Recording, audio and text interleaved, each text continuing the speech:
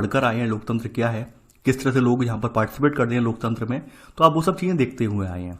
लेकिन यहाँ पर स्पेसिफिकली क्या किया गया है, लोकतंत्र को डिफाइन किया गया है। भाई लोकतंत्र होता क्या है, क्या वास्तव में जो वर्तमान में जो विश्व की तमाम सरकारें अपने आप को लोकतांत्रिक दिखाने की कोशिश करती हैं, क्या वास्तव में वो लोकतांत्रिक हैं या नहीं है। तो वो चीज़ यहाँ पर इस चैप्टर के तहत गहनता के साथ उसका अध्ययन यहाँ पे बताया गया है, गहनता के साथ वो विश्लेषण बताया गया है, तो वो हम यहाँ पर देखेंगे। सबसे बड़ी बात यह है कि लोकतंत्र क्या है, सबसे बड़ी हेडिंग यही है। अब देखिए लोकतंत्र क्या है, इसके लिए एक कक्षा की डिबेट का सीन दिखाया गया है। जैसे कि हमने जो क्लास 6, 7, 8 में पढ़ी थी जो डिबेट है, सेम डिबेट का सीन वही है।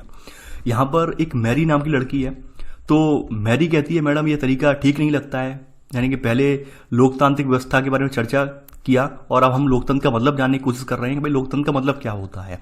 तो भाई इनकी जो मैडम है जिनका नाम है लिंगदो मैडम, तो ये कहती हैं भाई हर चीज का जो शब्द यानी हर शब्द है, हर शब्द का परिभाषा नहीं होती है। कुछ शब्द ऐसे होते हैं जिनका प्रयोग करने के बाद, उपयोग करने के बाद हम उनका अर्थ जान पाते हैं। जैसे इन्होंने एग्जाम्पल दिया है, कलम, वर्षात या प्रेम जैसे शब्दों का उपयोग करने के पहले इनकी परिभाषा स्पष्ट करना जरूरी मानते हैं नहीं, ठीक है। इन शब्दों का उपयोग करके ही हम उनका अर्थ जानते हैं। तो मैरी कहती है फिर भी परिभाषा की जरूरत क्यों होती है, यानी फिर भी, यानी कि मान लीजिए बहुत सारे शब्द यूज तो हम कर लेते हैं, लेकिन मैरी नाम की जो बच्ची है वो कह रही है मैडम फिर भी परिभाषा तो चाहिए ही चाहिए, परिभाषा की जरूरत क्यों पड़ती है। तो यहाँ पर जो लिंगदो मैडम है, लिंगदो मैडम बच्चे की जो समझाती हैं, जो परिभाषा की जरूरत कर, जो परिभाषित करने से किसी चीज को स्पष्टता आ जाती है। यानी हम जब किसी चीज को परिभाषित कर देते हैं, उसकी डिफाइन कर देते हैं, तो क्या होती है, स्पष्टता आ जाती है। अब यहाँ पे बताया गया है कि मान लीजिए हमें परिभाषा की जरूरत कभी तब पड़ती है जब हम किसी शब्द का उपयोग करने में परेशानी होती है। जैसे यहाँ पे बताया गया बारिश की परिभाषा हमने दे दी, तो बारिश से हमने बता दिया बारिश होती क्या है।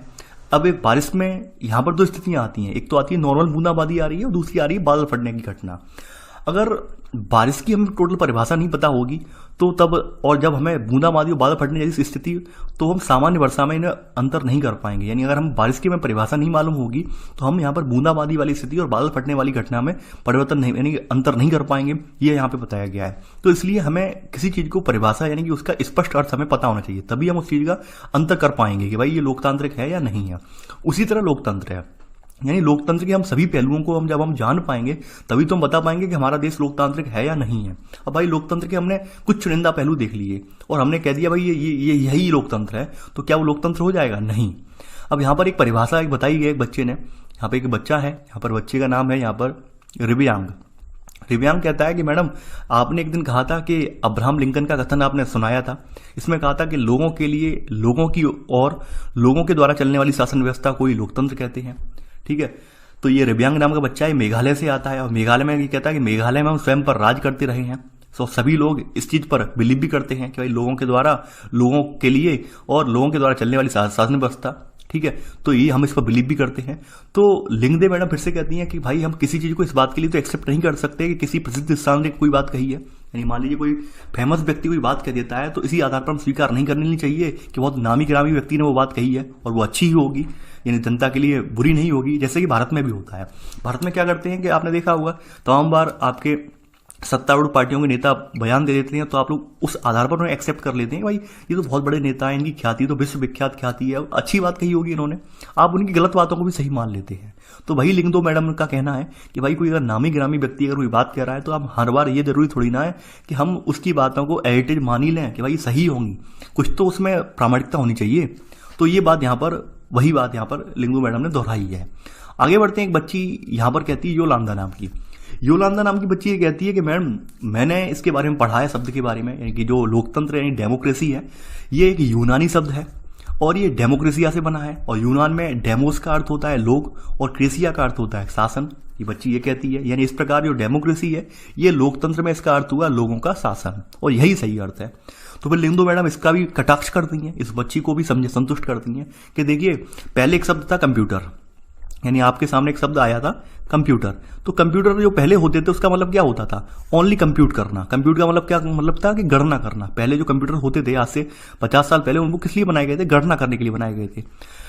और वर्तमान में कंप्यूटर देखें तो क्या कंप्यूटर वर्तमान में गणना कर रहे हैं? जी नहीं, वर्तमान में कंप्यूटर गणना ही नहीं कर रहे हैं बल्कि सारे कार्य कर रहे हैं। तो अगर हम किसी शब्द के मूल अर्थ से वर्तमान अर्थ को मिलाएं और तो वो अर्थ प्रासंगिक नहीं होगा, ये मैडम ये समझाने की कोशिश करती है योलांदा नाम की बच्ची को कि भाई मान लेते हैं आपने मूल अर्थ उठा लिया, मूल शब्द उठा लिया, तो मूल शब्द से अगर उसका वर्तमान में अर्थ देखें तो हो सकता है डिफर हो जाए। जैसे कंप्यूटर के बारे में उन्होंने बताया, कंप्यूटर का एग्जाम्पल दिया, वो बात सही भी है, ठीक है। यानी कि यहाँ पर कि भाई कोई भी शब्द जो शब्द का अर्थ जो है, ठीक है, वो आज शायद प्रासंगिक ना हो और आज शायद उसका अर्थ चेंज हो जाए, तो इसलिए हम मूल अर्थ जो है, मूल अर्थ के अकॉर्डिंग जो मूल अर्थ है, मूल अर्थ के अकॉर्डिंग कभी भी उसे यथार्थ नहीं मान सकते, ठीक है। तो यहाँ पर ऐसे मैडम की जो बहस है वो बच्चों के साथ यही होती है, समझाने की कोशिश करती हैं कुछ तथ्यों को, कुछ बातों को, तो बच्चे संतुष्ट भी होते हैं मैडम से, ठीक है। तो अब यहाँ पर हमारा काम क्या है, हमारा काम ये है, चूंकि डिबेट भी है इसमें और डिबेट में से हमें कुछ पॉइंट भी निकाल के लिखने हैं। पहला पॉइंट तो हमें यहाँ पर ये लिखना है कि भाई जो आपका लोकतंत्र है ये शब्द कहाँ से निकल के आया है, डेमोक्रेसी निकल के कहाँ से आया। तो पहला पॉइंट तो आप यही नोट करेंगे कि डेमोक्रेसी जो है हमारा, यानी कि लोकतंत्र, ये यूनानी शब्द डेमोक्रेसिया से बना है और यूनानी में डेमोस का अर्थ होता है लोग और क्रोसिया का अर्थ होता है शासन। तो इस प्रकार ये क्या है, डेमोक्रेसी अर्थात लोकतंत्र का अर्थ है लोगों का शासन। ये आप पहला पॉइंट लिख लीजिए। अब देखिए पहले पॉइंट के अलावा अब आप दूसरी यहाँ पर बात क्या लिखेंगे, दूसरी बात यहाँ पर ये लिखेंगे, एक अब्राहम लिंकन का कथन जो है वो काफी बार पूछा गया है और बहुत फेमस कथन है। तो आप लिखेंगे अब्राहम लिंकन के अनुसार, ठीक है, लोगों के लिए, लोगों की ओर और लोगों के द्वारा चलने वाली शासन व्यवस्था ही लोकतंत्र है, ठीक है। ये अब्राहम लिंकन का कथन आप लिखेंगे सेकंड में। आगे बढ़ते हैं यहाँ पर। अब देखिए यहाँ पर बात बताई गई सरल परिभाषा क्या है, यानी लोकतंत्र की सरल परिभाषा क्या है। देखिए लोकतंत्र की सरल परिभाषा आप सभी जानते हैं कि लोकतंत्र शासन का एक ऐसा स्वरूप होता है जिसमें शासकों का चुनाव जो कौन करता है, वो लोग करते हैं। भाई लोकतंत्र स्वरूप ऐसा है जिसमें जो शासक है, इस सत्ता में पहुंचने वाली जो शासक वर्ग है, उसका चुनाव कौन करते हैं, लोग करते हैं। अब देखिए वर्तमान में स्थिति यहाँ पे बताई गई है। अब चूंकि यहाँ पर पक्ष और विपक्ष दोनों लिया गया है, यहाँ पर उन सारे देशों की भी चर्चा की गई है जो अपने आप को लोकतांत्रिक दिखाने की कोशिश तो करते हैं लेकिन वहां पर लोकतांत्रिक है नहीं। यहाँ वही कहा गया है कि समकालीन दुनिया की हर सरकार, चाहे लोकतांत्रिक हो या न हो, खुद को लोकतांत्रिक कहलाना चाहती है, ठीक है। तो हमें ये अंतर आना चाहिए, हमें पता होना चाहिए लोकतांत्रिक वास्तव में लोकतांत्रिक सरकारें कौन सी हैं और दिखावटी लोकतंत्र वाली सरकारें कौन सी, इनमें सावधानीपूर्वक फर्क करना हमें आना चाहिए। तो यहाँ पर कुछ सरकारों का जिक्र ऐसा किया गया है जो लोकतांत्रिक नहीं है, जैसे, तो उनके बारे में मैं आपको यहाँ पर कुछ चुनिंदा पॉइंट्स लिख पाऊंगा, ठीक है। जैसे यहाँ पर एक म्यांमार की सरकार की बात हो रही है। म्यांमार में क्या था, म्यांमार में जिन लोगों के हाथ में सेना की कमांड थी, यानी जिन लोगों का सेना पर नियंत्रण था, और वही बाद में देश के शासक बन गए। ये म्यांमार के बारे में बात हो रही है और म्यांमार ने कह दिया कि हम लोकतांत्रिक देश हैं। तो क्या म्यांमार लोकतांत्रिक हो गया? नहीं हो गया। पिनोसे, देखिए ये पिनोसे वाला जो है, ये पिनोसे चिली का पुराना नाम है और ये अक्सर पूछा जाता है पिनोसे किस देश का नाम है, चिली का नाम है, ठीक है। ये भी लिख लेंगे ये वाले पॉइंट भी। तो पिनोसे में क्या था, यहाँ पर तानाशाही का चुनाव लोग नहीं करते, या तानाशाह जो सत्ता में अपने आप आ जाते हैं। वैसे ही यहाँ पे सऊदी अरबिया की बात हो रही है। ये सऊदी अरबिया में भी क्या है कि वहां पर राजतंत्र चला आ रहा है, यानी किसी राजशाही परिवार में आप जन्म ले रहे हैं तो उस हिसाब से आप शासक बन जाते हैं वहां के। तो ये देश लोकतांत्रिक देश नहीं कहलाए जाएंगे। यहाँ पर इस अर्थ में ये देश हैं, ये गैर लोकतांत्रिक श्रेणी में आते हैं, यानी ये देश लोकतांत्रिक देश नहीं कहलाएंगे, ये गैर लोकतांत्रिक देश का उदाहरण है। तो आप इन उदाहरणों को लिख लेंगे तो ज्यादा बेटर रहेगा। लिखवा इसलिए रहा हूं मैं क्योंकि ये पूरा चैप्टर जो है यूपीएससी मेंस एग्जाम के बेस्ड है, यानी मेंस एग्जाम की सारी विशेषताएं जो है आपको इस चैप्टर में देखने को मिल जाएंगी। यानी अगर आप इस चैप्टर ढंग से पढ़ लेंगे तो मेंस एग्जाम के जो क्वेश्चंस हैं उन्हें आप अच्छे से अटेम्प्ट कर पाएंगे। और आप देखिए ये आपके लोकतंत्र वाले के क्वेश्चन है, पॉलिटी वाले पोर्शन है, वो आप वहां से डाउनलोड भी कर लिया कीजिए यूपीएससी की साइट से, वहां देखा कीजिए क्वेश्चन, और आप वहां पर पाएंगे कि वहां पर इन सब चीजों को वहां पर डिफाइन किया जाता है, बताया जाता है कि भाई लोकतांत्रिक देश कौन कौन से हैं, गैर लोकतांत्रिक कौन कौन से, अंतर बताया जाता है कि भाई लोकतांत्रिक व्यवस्था में क्या आता है, गैर लोकतांत्रिक में क्या आता है, तो वो बताना पड़ता है। इसलिए यहां पर ये पॉइंट मैं आपको कुछ नोट डाउन करवाऊंगा। तो यहां पर अब आप नोट डाउन करेंगे इसमें सेकंड पॉइंट, यानी सेकंड नहीं कि इसमें लिख लेना कुछ गैर लोकतांत्रिक शासन व्यवस्थाएं, ऐसे लिख लेना कुछ गैर लोकतांत्रिक शासन व्यवस्थाएं। ये आपका चौथा पॉइंट करके लिख लेना, कुछ गैर लोकतांत्रिक शासन व्यवस्थाएं। पहली है म्यांमार में जिन लोगों का सेना पर नियंत्रण था वे देश के शासक बन गए। सेकंड सब पॉइंट इसमें लिख लेना पिनोसे, यानी ब्रैकेट में चिली, ठीक है, एक दक्षिण अमेरिकी देश है ये। तो यहां तानाशाहों का चुनाव लोग नहीं करते हैं, ठीक है। अब एक सऊदी अरब के बारे में बात हो रही, सऊदी अरब भी गैर लोकतांत्रिक देश है। ये सऊदी अरब के शासक, ठीक है, चुने नहीं गए हैं, बल्कि राज परिवार में जन्म लेने के कारण उन्हें यही हक पाया है। ये सऊदी अरब के शासक चुने नहीं गए हैं, बल्कि राज परिवार में जन्म लेने के कारण उन्हें यह हक पाया है। तो इस तरह से आपने गैर लोकतांत्रिक सरकारों का रवैया देख लिया। ये गैर लोकतांत्रिक सरकारें वास्तव में होती कैसी हैं, ठीक है, ये चीजें आपने देख ली। अब देखिए ये कार्टून है, ये आप देख पा रहे होंगे, डेमोक्रेसी है ये, ठीक है, और यहाँ कुछ सैनिक ऐसे खड़ा करने के प्रयास कर रहे हैं डेमोक्रेसी का। ये वास्तव में इराक का कार्टून है। इराक में क्या हुआ था आपको पता होगा कि इराक के जो राष्ट्रपति थे उन्होंने पूरी सत्ता अपने हाथ में काबिज कर ली थी, कब्जा कर लिया था, ठीक है, लोकतंत्र का हनन हुआ था। तो वहां पर लोगों को लोकतंत्र की स्थापना करवाने के लिए वहां पर क्या उतारना पड़ा, वहां यूएसए को हस्तक्षेप करना पड़ा। तो यूएसए का यहाँ पे दिखाया गया कि किस तरह से यूएसए के जो सैनिक हैं वो इराक में लोकतंत्र की स्थापना कर रहे हैं। यानी इराक में अमेरिकी और अन्य विदेशी शक्तियों की उपस्थिति में चुनाव के समय ये कार्टून बना था, ठीक है, तो वो आपके सामने यहाँ दिखाया गया है। आगे बढ़ते हैं यहाँ पर। अब देखिए यहाँ बताया गया भाई लोकतंत्र की विशेषताएं क्या क्या हैं। लोकतंत्र की विशेषता तो आपने सबसे बड़ी विशेषता ये देख ली कि भाई यहाँ पर जनता जो है शासकों का चुनाव करती है। अब ये तो पता होना चाहिए शासक होता कौन है। सबसे बड़ी बात ये लोकतंत्र में हमें ये तो पता होना चाहिए वास्तव में शासक है कौन। यानी कि भारत के संदर्भ में भी देख लें तो हमें तो पता होना चाहिए शासक है कौन, यानी किसके हाथ में शक्तियां होंगी। यानी हमने अपने यहाँ शक्तियों का बंटवारा किया है, राष्ट्रपति, प्रधानमंत्री, कि हमारे यहाँ कार्यकारी कौन है, ठीक है। सबसे बड़ी बात है शासक कौन है। लोकतंत्र की विशेषता में हमारे माइंड में सबसे पहला प्रश्न ये उठना चाहिए, शासक कौन होगा हमारे यहाँ। दूसरी स्थिति बताई गई है कि किस तरह के चुनाव को लोकतांत्रिक चुनाव कहते हैं। यानी कि आपने देखा होगा कि हमारे यहाँ चुनाव की दोनों पद्धतियां हैं, फर्स्ट पास्ट द पोस्ट और अनुपातिक समानुपातिक पद्धति है। यानी कि यहाँ पर आपने देखा होगा कि हमारे यहाँ कुछ जो है पदों के लिए चुनाव जो होते हैं, कुछ पोस्ट जो हैं, जैसे एमएलए का चुनाव हुआ, एमपी का चुनाव हुआ, उसमें जनता की प्रत्यक्ष भागीदारी होती है। वहीं जो एमएलसी के चुनाव होते हैं या फिर राष्ट्रपति उपराष्ट्रपति के चुनाव होते हैं या फिर राज्यसभा के जो चुनाव होते हैं वो यहाँ पर हमारे यहाँ उसमें जनता की भागीदारी नहीं होती है, जनता की प्रत्यक्ष रूप से भागीदारी नहीं होती, बल्कि कुछ चुनिंदा लोगों की भागीदारी होती है। तो हमारे यहाँ जो मेन पोर्शन था उसके लिए हमने क्या किया, जनता की भागीदारी कर ली। इसके अलावा हमारे यहाँ ये भी तय किया गया कि कौन लोग चुनाव में पार्टिसिपेट करेंगे। यानी हमने सार्वभौम वयस्क मताधिकार के सिद्धांत को अपनाया है। यानी यहाँ पर वही बताया गया है कौन लोग शासकों का चुनाव कर सकते हैं या खुद शासक चुने जा सकते हैं। तो हमने सार्वभौम वयस्क मताधिकार अपनाया है। यानी हर नागरिक को बराबर अधिकार है, 18 साल से ऊपर का कोई भी नागरिक है और मतदाता सूची में पंजीकृत है तो वो वोट डाल सकता है। उस पर किसी प्रकार का हस्तक्षेप नहीं है, चाहे वो किसी जाति का हो, धर्म का हो, मजहब का हो, किसी भी पंथ का हो, गोरा हो या काला हो, अमीर या गरीब, जो भी हो वोट डाल सकता है। उसके वोट की वैल्यू भी समान है। तो ये चीजें यहाँ पर स्पष्ट रूप से डिफाइन करना आवश्यक है लोकतंत्र में। इसके अलावा यहाँ पर बताया गया सरकार के किस स्वरूप को लोकतांत्रिक कहेंगे।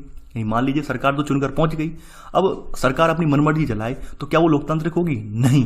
सरकार जो संविधान में प्रदत्त नियम कानून है उनके अनुरूप अपना कानून या अपना शासन चलाती है, तब उसे लोकतांत्रिक सरकार कहा जाएगा।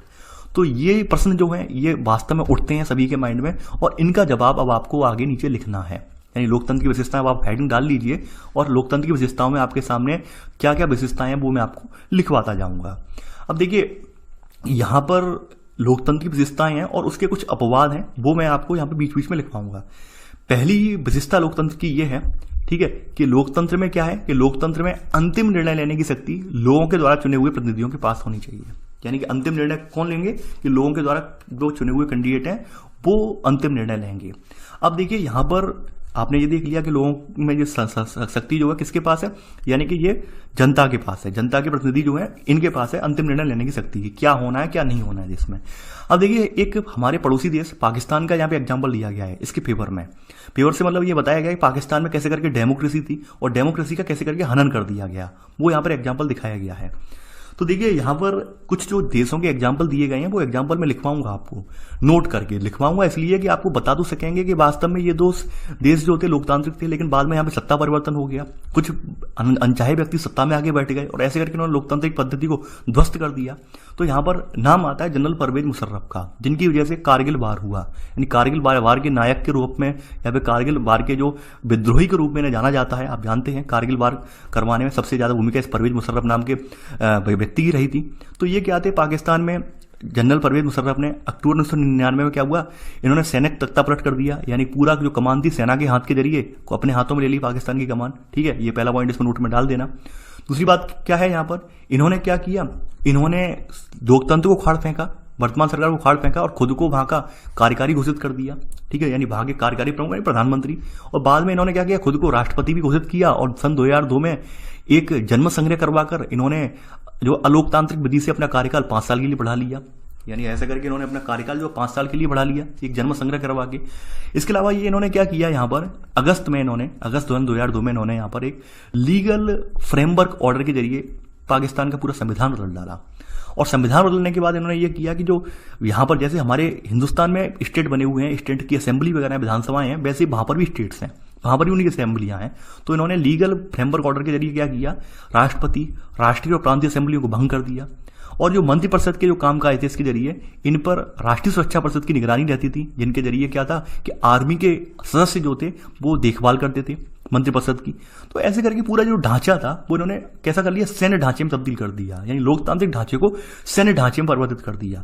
तो अब वास्तव में क्या आप पाकिस्तान को यहाँ पर आप लोकतांत्रिक कहेंगे? नहीं कहेंगे। यानी यहाँ पर तख्ता पलट हो गया। अब यहाँ पर पूरा क्या हो गया, यहाँ पर एक सैन्य प्रमुख के हाथों में पूरी सत्ता आ गई है। तो ये देश वास्तव में लोकतांत्रिक नहीं रहा है। लोकतांत्रिक तब होता है जब जनता के प्रतिनिधि यहाँ पर, यानी जनता के प्रतिनिधि कहाँ होते, यहाँ पर आपकी राष्ट्रीय असेंबली है, प्रांतीय असेंबलियां, अगर यहाँ पर जनता के प्रतिनिधि मौजूद होते तो ये लोकतांत्रिक व्यवस्था कहलाती। अब चूंकि इन्होंने सब कुछ भंगी कर दिया है तो ये लोकतांत्रिक व्यवस्था नहीं कहलाएगी। तो यानी ये जो स्थिति ये दर्शाई गई है, तो ऐसा तानाशाही और राजशाही वाली अनेक व्यवस्थाओं में ये चीजें होती हैं, वो स्थिति यहाँ पर डिस्क्राइब की गई है। तो हमारे यहाँ सबसे बड़ी लोकतंत्र की विशेषता यही है कि लोकतंत्र में अंतिम डिसीजन किसका होता है, जनता का होता है। यानी हमारे यहाँ लोकतंत्र में क्या है, लोकतंत्र में हमारे अंतिम डिसीजन किसका है, जनता है। जनता निर्णय लेती है, ठीक है। ये जनता लोकतंत्र अंतिम निर्णय ले नहीं सकती, लोगों के द्वारा चुने हुए प्रतिनिधियों के पास होनी चाहिए। यानी लोगों के प्रतिनिधि वो डिसाइड करेंगे क्या होना है देश में, क्या नहीं होना है।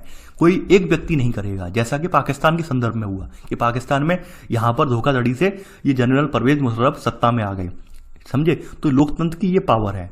तो यहां पर ये एग्जाम्पल लिखवाना जरूरी इसलिए है ताकि आप जान सकें कि भाई इन देशों में लोकतंत्र के नाम पर ये यहां पर कत्लेआम हुआ है, इसलिए यहां पर एग्जाम्पल लिखवाया गया। आपको देखिए मेंशन कर देंगे जब आप आंसर लिखेंगे मेंस का, तो वहां पर बहुत प्रभावी आंसर बन जाएगा। अब देखिए सीरिया एक छोटा सा पश्चिमी एशियाई देश है, ठीक है। अब यहां पर शासक बाथ पार्टी है, इनके कुछ सहयोगी पार्टी है। अब देखिए यहां पर स्थिति क्या है, यहां पर आप देख पा रहे होंगे सीरिया के बारे में कार्टून में दिखाया गया है कि जब तक आप बाथ पार्टी की सदस्यता का फॉर्म भरकर उसकी सदस्यता नहीं बनोगी तब तक अंदर नहीं आ सकती। यानी जो बाथ पार्टी है वो ये कह रही है हम राष्ट्रवादी हैं, इन बाथ पार्टी अपने आप को राष्ट्रवादी दिखा रही है। और इन्होंने कह दिया जो अपोजिशन वाले हैं वो राष्ट्र विरोधी हैं, वो क्या है, वो राष्ट्र विरोधी हैं। यानी अगर आप हमारी पार्टी के कैंडिडेट हैं तो आप राष्ट्रभक्त हैं, और आप दूसरी पार्टी कैंडिडेट हैं वो राष्ट्र विरोधी हैं। तो वो स्थिति यहाँ पे क्रिएट हुई है। यानी अगर आप बाथ पार्टी की सदस्यता ले लेते हैं तो आप राष्ट्रवादी बन जाते हैं, और दूसरी पार्टी में चले जाते हैं तो राष्ट्र विरोधी हो जाते हैं। तो ये सीरिया बारी का कारण बना। तो ऐसे करके ये क्या डेमोक्रेसी रही, ये डेमोक्रेसी नहीं रही। चूंकि आपने देखा होगा कि हमारे यहाँ भी कुछ हद तक कुछ पार्टीज ने ये रवैया अपनाया। देखिए इस तरह का जो रवैया होता है कि भाई आप फलानी पार्टी में हो तो दूध के धुले हो, और दूसरी पार्टी में हो तो भ्रष्ट हो, ये रवैया कहीं ना कहीं देश को पतन की ओर ले जाता है। और इसका सबसे बढ़िया उम्दा एग्जांपल आपके सामने सीरिया है। सीरिया का क्या हाल हुआ वो वर्तमान में आपसे छुपा हुआ नहीं है। वो केवल यही व्यवस्था की वजह से हुआ कि कुछ चुनिंदा लोगों ने कह दिया कि भाई नहीं, हम पक्के वाले राष्ट्रवादी हैं और आप राष्ट्रवादी नहीं हो, जो हमसे जुड़ा है वो राष्ट्रवादी है, वो राष्ट्र का भला चाहने वाला है। ये जो व्यवस्था है, ऐसी जो लोगों के अंदर जो मानसिकता भर दी जाती है, वास्तव में वो देश पतन के कगार पर पहुंच जाता है। और सीरिया आपके सामने सबसे अच्छा एग्जाम्पल भी है, ये लोकतांत्रिक देश से किस तरह से उसका पतन हो गया। तो हमारे यहाँ में ऐसी व्यवस्था नहीं बन पानी है जिसके जरिए हमारे यहाँ ऐसी कंडीशन क्रिएट हो। यानी हमारे यहाँ क्या है कि हमारे यहाँ पार्टियां राष्ट्रवादी और राष्ट्र विरोधी तब होंगी जब वो संविधान के नियमों के अकॉर्डिंग काम नहीं करेंगी। यानी हमारे यहाँ संविधान है, संविधान ने पूरा नियम कायदे कानून डिफाइन कर दिए हैं कैसे आपको शासन चलाना है। अगर आप संविधान में प्रदत्त नियम कायदे कानूनों का शासन नहीं चलाते हैं तो आप राष्ट्र विरोधी कहलाएंगे, और आप संविधान में दिए हुए नियमों कायदे कानूनों का शासन चलाते हैं तो आप राष्ट्र विरोधी नहीं राष्ट्रवादी कहलाएंगे, ठीक है। यानी हमारे यहाँ कंडीशन नहीं है कि आप फलाने पार्टी ज्वाइन कर लो तो ये हो जाए। कोशिश की गई थी, आप सभी लोग जानते हैं। देखिए मैं किसी पार्टी का नाम नहीं लूंगा, कुछ पार्टियों ने एजेंडा चलाया था कि आप फलानी पार्टी में आ जाएंगे तो आप बिल्कुल दूध के धुले, आप पर कोई भ्रष्टाचार का आरोप नहीं है। फलानी में चले जाएंगे तो आप बहुत ज्यादा देशद्रोही टाइप के हैं, यहाँ पर आप गद्दार टाइप के हैं। ऐसे करके आपने राजनीति चलाई गई थी, लेकिन वो राजनीति हकीकत अर्थ में, सही मायने अर्थ में वो राजनीति बहुत गंदी राजनीति है, और उस राजनीति से किसी देश का भला नहीं होता है। जैसा कि सीरिया का हुआ, पतन हो गया। और वैसे ही अगर भारत में भी वो राजनीति अगर लंबे समय तक रहती तो यकीन मानिए भारत में भी सीरिया जैसी कंडीशन पनपती, विद्रोह होते। तो हमें वो भावना भी पनपने नहीं देनी है। अब देखिए यहां पर आपने पाकिस्तान के बारे में आपने देख लिया, यानी आपने लोकतंत्र की देखी, ये तो आपका लोकतंत्र का पहला, यहां पर आपकी जो पहली विशेषता है जो आपने यहां पर लिख ली। और पहली विशेषता का अपवाद क्या हुआ, यानी पहली विशेषता के बारे में अपवाद हुआ, वो भी आप लोग को मैंने लिखवा दिया, ठीक है, कि पाकिस्तान ने किस तरह से तख्ता पलट कर दिया। जो प्रमुख निर्वाचितों को हटा दिया और खुद सत्ता में आ गए। तो ऐसी सरकार लोकतांत्रिक नहीं कहलाएगी, जो आपको एग्जाम्पल मैंने दिखा दिया। अब देखिए कार्टून आपके सामने और पेश किया गया है। इस कार्टून में आप देख पा रहे होंगे कि आर्मी की ड्रेस है, आर्मी की ड्रेस में गन के सहारे यहाँ पर बैलेट बॉक्स रखा हुआ है, डेमोक्रेसी रखी हुई है। तो क्या ये डेमोक्रेसी कहलाएगी? नहीं कहलाएगी। यानी कहने का मतलब ये है कि आप बंदूक की साई में आप इलेक्शन करवा लें, यानी लोगों को ला लाकर एक किसी पार्टी बेसिस में, मान लीजिए कोई पार्टी ए है और पार्टी ए के हाथ में सैनिकों का शासन है, सैनिक हैं, और सैनिकों के जरिए बंदूकों क्रिएट लगा के कहते हैं भाई ये आप लोग सब ए को ही मतदान करेंगे, और एंड में पार्टी ये जीत जाती है। तो क्या वो लोकतांत्रिक व्यवस्था कहलाएगी? नहीं कहलाएगी। तो वो कार्टून ये दिखाया गया है, लैटिन अमेरिकी के देश है, वहां पर भी यही हुआ था, पाकिस्तान में भी यही हुआ था। कि पाकिस्तान में क्या था कि भाई सेना के दम पर इन लोगों ने जो पूरा जो जनता का समर्थन था वो किसी एक और मोड़ दिया था। तो वो वास्तव में लोकतांत्रिक व्यवस्था नहीं रही थी। तो लोकतांत्रिक व्यवस्था का पहला पहलू यही है कि जनता के चुने हुए जो प्रतिनिधि हैं उनका निर्णय यहां पर अंतिम होता है, वो यहां पर दिखाने की बात कही गई है। तो पहली विशेषता आपने नोट कर ली है। ठीक है, आगे बढ़ते हैं। देखिए ये कहानियां एग्जाम्पल मैं क्यों लिखवा रहा हूं, लिखवाने का रीजन ये है कि आपको ये मेंशन कर देंगे तो ज्यादा बेटर रहेगा। दूसरी बात यह है, यहां पर लोकतंत्र की विशेषता ये बताई गई है कि लोकतंत्र में केवल चुनाव कराना ही पर्याप्त नहीं होता। सही बात यह है कि चुनाव में राजनीतिक विकल्पों के बीच जो है, ठीक है, यानी कि चुनने की स्थिति हो। यानी कि सबसे बड़ी बात यह है कि लोकतांत्रिक में जो सत्ता है उसमें केवल चुनाव कराना ही इंपॉर्टेंट नहीं है, वहां पर लोगों के पास विकल्प होना चाहिए कि भाई हम मान लेते हैं भाई पार्टी ए हमें पसंद नहीं है तो पार्टी बी चुन लेते हैं, बी पसंद नहीं है सी चुन लेते हैं। अब मान लीजिए कोई एक ही पार्टी की सरकार होगी तो क्या उस पार्टी से आप अच्छे शासन की कल्पना कर पाएंगे? नहीं कर पाएंगे। उसके अपवाद यहां ऊपर बताए गए हैं, कुछ देश जो कि लोकतांत्रिक बने फिर रहे हैं लेकिन वास्तव में वो देश लोकतांत्रिक नहीं है। तो यहां पर अब आप सेकेंड पॉइंट अब आप लिखेंगे यहां पर कि लोकतंत्र के लिए सिर्फ चुनाव कराना ही पर्याप्त नहीं होता, चुनाव में एक से ज्यादा असली राजनीतिक विकल्पों को के बीच चुनने की, ठीक है, स्थिति भी होनी चाहिए। इसी में सब पॉइंट इस प्रकार यहां पे लिख लेना, ये इंपॉर्टेंट पॉइंट है। इस प्रकार निष्पक्ष और स्वतंत्र चुनाव पर आधारित होना चाहिए, ठीक है, लोकतंत्र, ताकि सत्ता में बैठे लोगों के लिए जीत हार के समान अवसर हों। ठीक है, अब देखिए कुछ देश बताए गए हैं जिन देशों में लोकतंत्र की व्यवस्था नहीं है। यानी हमारे यहाँ तो ये है, हमारे यहाँ तो कोई व्यक्ति आ सकता है, अपनी पार्टी बना सकता है, चुनाव लड़ सकता है, लेकिन कुछ देश ऐसे भी हैं जहां पर ये व्यवस्था बिल्कुल नहीं है। इसमें चाइना का एग्जाम्पल दिया गया है और मैक्सिको का एग्जाम्पल दिया गया है, और दोनों एग्जाम्पलों को मैं नोट के जरिए लिखवाऊंगा। यानी सबसे बड़ी लोकतांत्रिक व्यवस्था की खूबी ये होती है कि स्वतंत्र और निष्पक्ष चुनावी मुकाबला होना चाहिए। ठीक है, सभी को बराबर वहां पर रेस्पेक्ट देना चाहिए, बराबर यहाँ पर जो है यहाँ पे महत्व देना चाहिए, ताकि वहां पर एक कॉमन एग्जाम, यानी वहां पर एक अच्छा खासा प्रतिद्वंद हो पाए, अच्छा खासा मुकाबला हो पाए और अच्छी खासी सरकार वहां पर निकल के आ पाए। अब देखिए चीन का एग्जाम्पल लिया गया है, चीन के बारे में आपको लिखना पड़ेगा थोड़ा सा नोट 1 में। चीन की संसद को यहाँ पर कवांगुओ रेममिन दाइबियाओ दावी यानी राष्ट्रीय जन संसद कहते हैं, और ये प्रति 5 वर्ष बाद नियमित रूप से यहाँ पे चुनाव होते हैं और इसे देश का राष्ट्रपति नियुक्त करने का अधिकार है। ठीक है, अब यहाँ पर जो प्रतिनिधि हैं लगभग 3 यहाँ कैंडिडेट हैं, ठीक है, जो कि पूरे चीन से लगभग आते हैं, कुछ लोग सेना से भी बिलोंग करते हैं। लेकिन यहाँ पे विशेषता क्या है कि चीन में एक ही पार्टी की सरकार है, वो है कम्युनिस्ट। ठीक है, कम्युनिस्ट पार्टी से मंजूरी लेनी पड़ती है। जिस व्यक्ति को चुनाव में खड़ा होना है उसको कम्युनिस्ट पार्टी से मंजूरी लेनी पड़ती है, तभी वो चुनाव में खड़ा हो सकता है। तो चीनी में क्या है, चीनी कम्युनिस्ट पार्टी से मंजूरी लेनी पड़ती है, यानी सरकार सदा किसकी रहती है, कम्युनिस्ट पार्टी की बनती है। यहाँ पर कोई दूसरी पार्टी है ही नहीं, यहाँ पे हमेशा से ही कम्युनिस्ट पार्टी जो है, ठीक है, और छोटी छोटी कुछ पार्टियां वो सब उसी में ही विलय हो गई हैं और कम्युनिस्ट पार्टी ही यहाँ पर सत्ता में रहती है। तो क्या ये डेमोक्रेटिक कहलाएगा? नहीं कहलाएगा। अगली स्थिति बताई गई है कि भाई अगला नोट, सेकंड नोट है आपका, ये है मैक्सिको के बारे में कि मैक्सिको आजाद कब हुआ और मैक्सिको आजाद होने के बाद वहां पे व्यवस्था कैसे चली, लेकिन वर्तमान में वहां की व्यवस्था कैसे चेंज हो गई वो बताया गया है। लेकिन 1930 में आजाद होने के बाद मैक्सिको में हर 6 साल पर यहाँ पर राष्ट्रपति चुनने के लिए चुनाव कराए जाते हैं। ठीक है, यानी कि देश में कभी भी कोई तानाशाही वाली नौबत नहीं आई। लेकिन सन 2000 में क्या हुआ, चुनाव में PRI इंस्टीट्यूशनल रिवॉल्यूशनरी पार्टी के नाम से पार्टी को जीत मिलती है।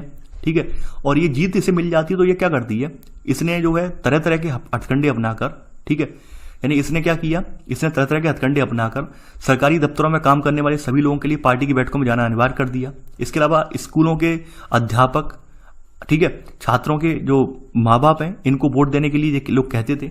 ठीक है, यानी एक तरह से इन्होंने क्या किया, पूरा जो प्रशासन था, पूरे सरकारी वर्ग था, उसे अपने नियंत्रण में लेने की कोशिश की। सरकारी वर्ग से कहा कि आप सरकार, यानी अगर आप सरकारी वर्ग में हो, आप सरकारी नौकरी में हो तो आप हमें ही वोट दोगे। तो ऐसे करके क्या ये सरकार जो थी वो लोकतांत्रिक सरकार रही?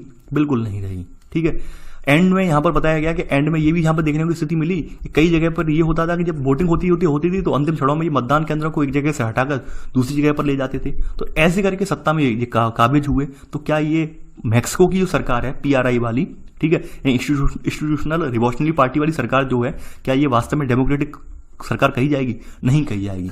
डेमोक्रेटिक सरकार वही कही जाएगी जिसमें निष्पक्ष रूप से चुनाव हो, स्वतंत्र रूप से चुनाव हो और एक से ज्यादा पार्टियों को यहां पर सत्ता में आने का मौका मिले और लोगों के सामने विकल्प हो, लोग अपनी इच्छा के अनुसार किसी व्यक्ति का चुनाव कर सकें। सच में वही लोकतंत्र कहा जाएगा। लोकतंत्र निष्पक्ष स्वतंत्र चुनाव पर आधारित होना चाहिए। सत्ता में बैठे लोगों के लिए हार जीत यहाँ पर समान अवसर हो, ठीक है, यानी ऐसा ना हो कि लोग केवल जीत ही जीत में रहें, यानी कोई एक पार्टी आगे काबिज हो जाए और बाद बाकी पार्टियों को खत्म कर दे, तो लोकतंत्र नहीं कहलाएगा, ठीक है। अगली स्थिति यहाँ पे बताई गई है, सेकंड पॉइंट लोकतंत्र की विशेषता आपने देख ली।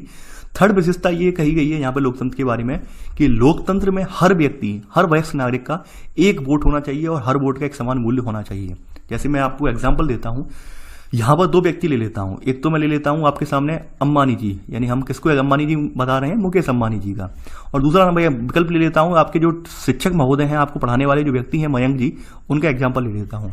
भाई मुकेश अंबानी जी जो हैं देश के सबसे अमीर व्यक्ति कहे जाते हैं और मयंक एक नॉर्मल भाई शिक्षक व्यक्ति है, लेकिन दोनों के वोट की वैल्यू सेम है। यानी कि अगर मान लीजिए कहीं 900 वोट पड़ रहे हैं और वहां पर एक वोट मुकेश अंबानी का कम हो गया, यानी 899 वोट हुए, ठीक है, और सामने वाली पार्टी बी को 900 वोट मिल गए, तो एक वोट से विजयी मानी जाएगी, ठीक है।